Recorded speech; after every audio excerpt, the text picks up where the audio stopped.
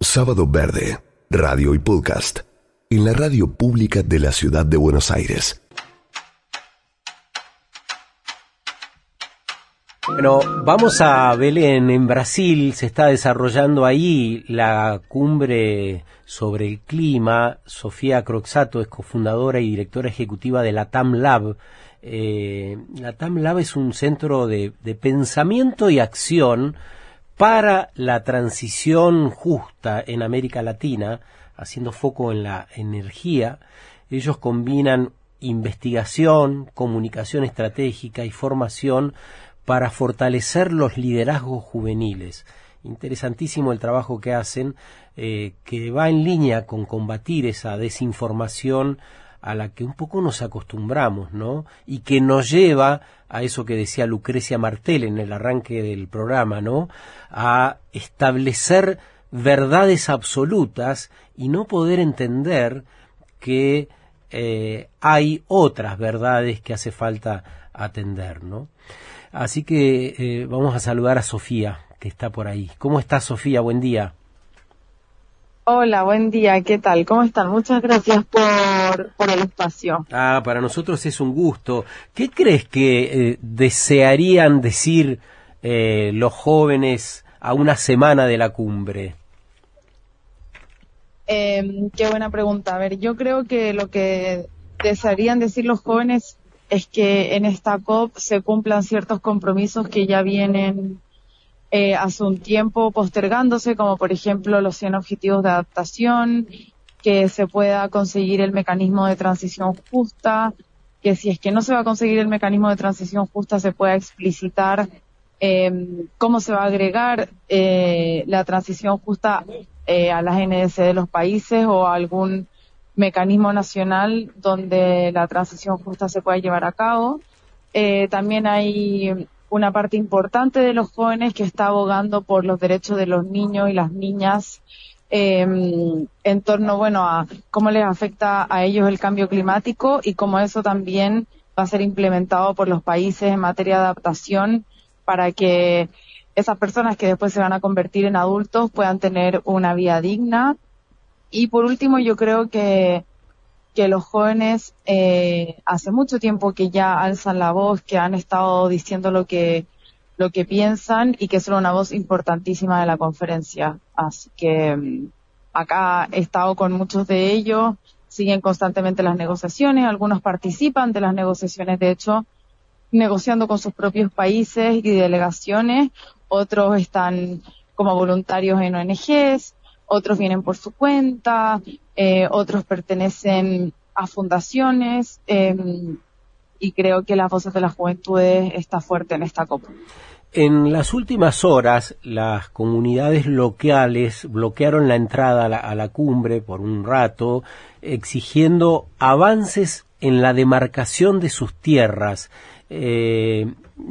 Quiero que escuchemos y compartimos, si te parece, a Moira Millán, que es escritora, activista por los derechos humanos, es una huaychafe, una mujer guerrera del pueblo mapuche, muy, muy activa, y después quisiera preguntarte algo sobre esto. Sí, claro. Mari, come facciam tu?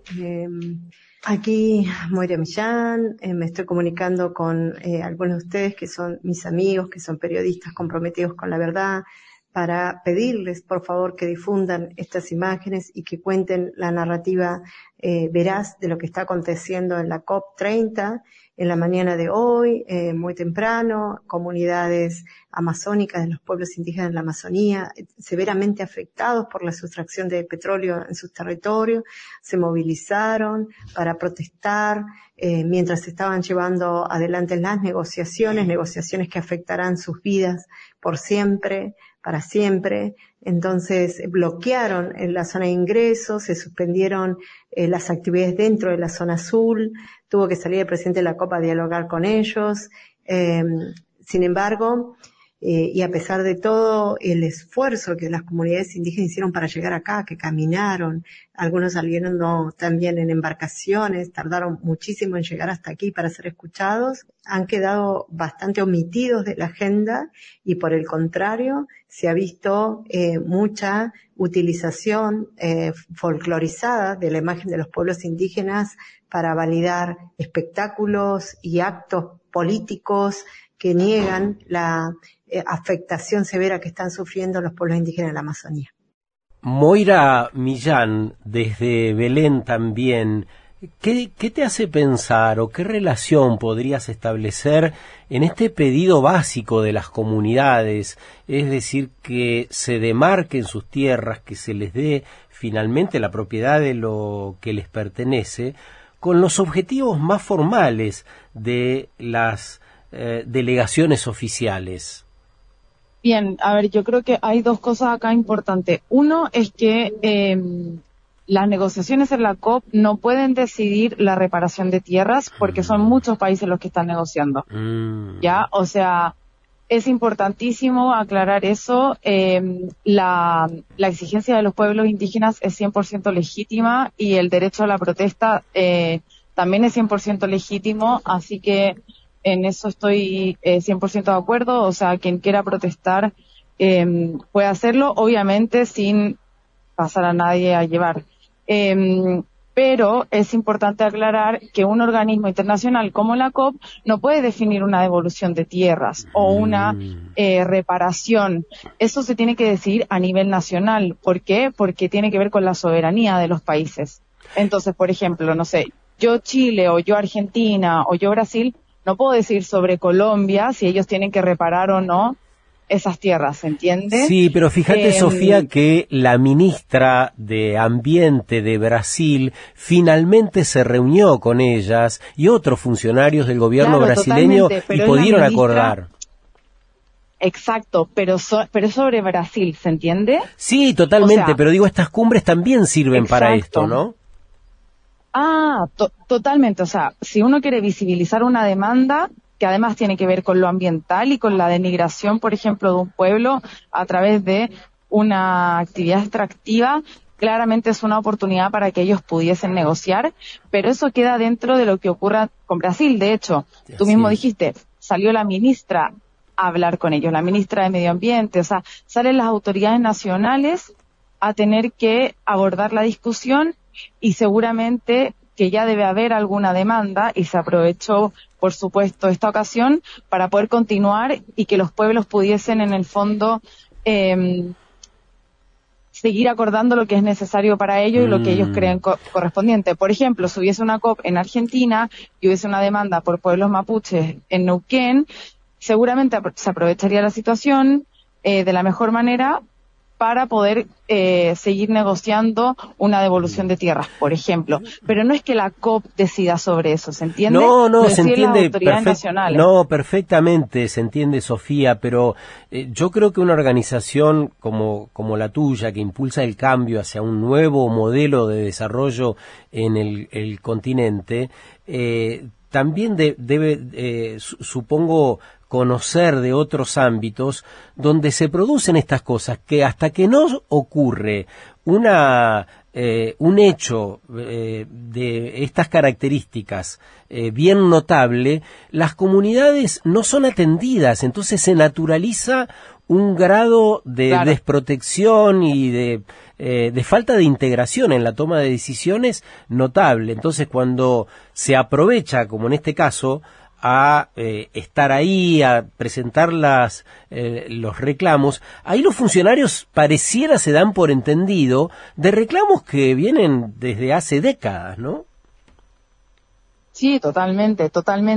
Ahora, también es importante entender en el fondo como el contexto, como que todos los ojos están puestos sobre la COP, y ahí estoy de acuerdo contigo, pareciera ser como que recién ahora vinieron a reclamar los pueblos, cuando además son demandas históricas en Latinoamérica, no solamente en Brasil. O sea, en muchos de los países hay demandas históricas y no solamente de los pueblos indígenas, sino de comunidades, por ejemplo, que están contaminadas enteras, de localidades que sufren, no sé, la extracción petrolera y no tienen energía en sus casas. Entonces, nada, yo creo que son demandas que van, de hecho, mucho más allá de la COP.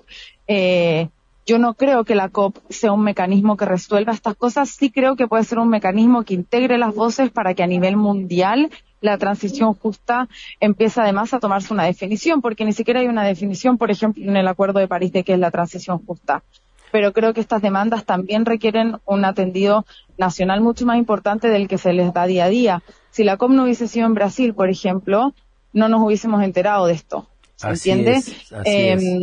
Entonces yo creo que por lo que hay que abogar es que las poblaciones que están siendo denigradas hoy en día por los sistemas extractivistas, por el sistema capitalista, ya sea en la periferia de una ciudad, en una localidad rural o en una zona indígena, creo que necesitan una atención urgente mucho más allá de estas conferencias, ¿se entiende? O sea, tiene que ver en el fondo al final cómo nuestras naciones empiezan a conversar con quienes siempre han sido más denigrados por el sistema. ¿Por qué crees que nos cuesta tanto conversar? Y te lo pregunto desde este lugar que ocupás como directora ejecutiva de una organización que se encarga de investigar, pero también de la comunicación.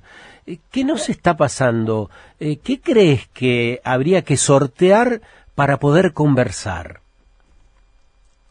Es una gran pregunta y yo creo que no tengo la respuesta certera, pero sí puedo intentar acercarme, y es que hoy día la información está muy fragmentada. Las redes sociales nosotros creemos que juegan un rol importantísimo en eso. Creemos que la conversación está propósitamente fragmentada y que eso lleva a una polarización muy grande en la cual nos vemos envueltos, donde la gente se empieza a aislar en ciertas como burbujas o en sus pequeñas individualidades y empezamos a perder la conversación. Yo creo que para poder combatir eso necesitamos de mucha educación, necesitamos de que los niños, adolescentes se puedan encontrar de nuevo en lugares presenciales.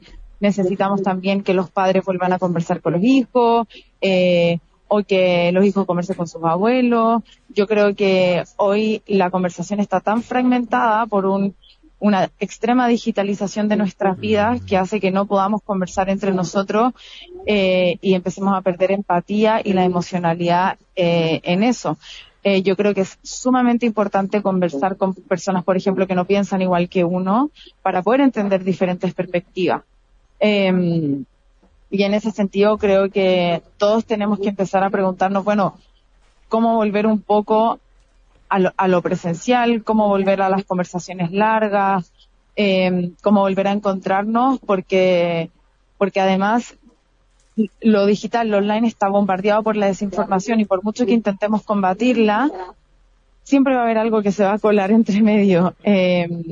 Entonces, nada, yo creo que hoy la vía digital realmente nos está afectando para poder tener conversaciones que son necesarias además para cambiar un modelo. Es importantísimo lo que decís, porque para que se produzca una conversación tiene que haber un interés mutuo o multilateral, si son muchas las personas que intervienen en esa conversación. Y en este sentido, quizá haga falta reentusiasmarnos, ganar confianza en esta necesidad y en esta posibilidad de transformación como nunca ha tenido la humanidad. Esas cosas totalmente, también habría que incluir, ¿no? Sí, totalmente. Yo creo que también necesitamos una narrativa que pueda atraer más a los jóvenes. O sea, yo estoy sumamente convencida de que el cambio climático es un problema muy grande.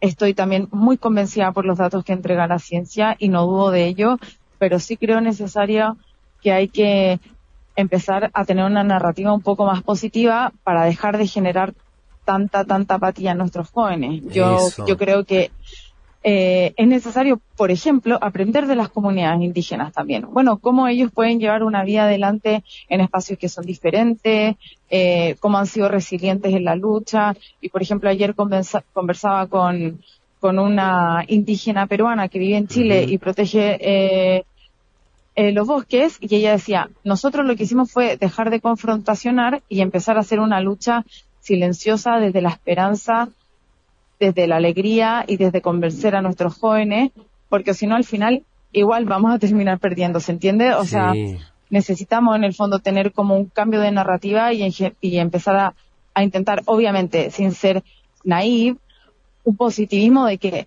podemos nosotros mismos cambiar nuestra realidad en comunidad y poder generar un mejor futuro.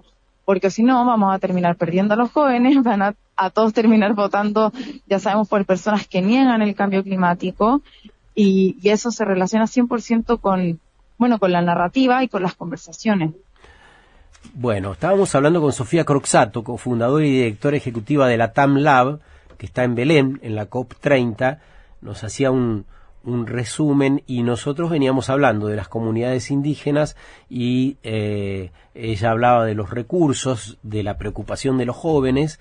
Digamos que la cumbre se extiende por unos días más en Brasil, hay negociaciones como siempre de alto nivel, y en derredor de esa cumbre oficial cientos de conversaciones protagonizadas por organizaciones de todo tipo, ¿no? Que se acercan hacia el lugar. También ahí hay un fueguito que hace falta atender, por eso nosotros hoy dimos un espacio especial a las comunidades que fueron a reclamar por sus territorios. Sofía, nuestra entrevistada, nos decía, esto ocurre en varios lugares y de algún modo atenta a la construcción de ese nuevo paradigma que requiere indudablemente de mayor igualdad y mayor acceso que beneficie a la sociedad y no deje a nadie atrás. Sábado Verde, radio y podcast, en la radio pública de la ciudad de Buenos Aires.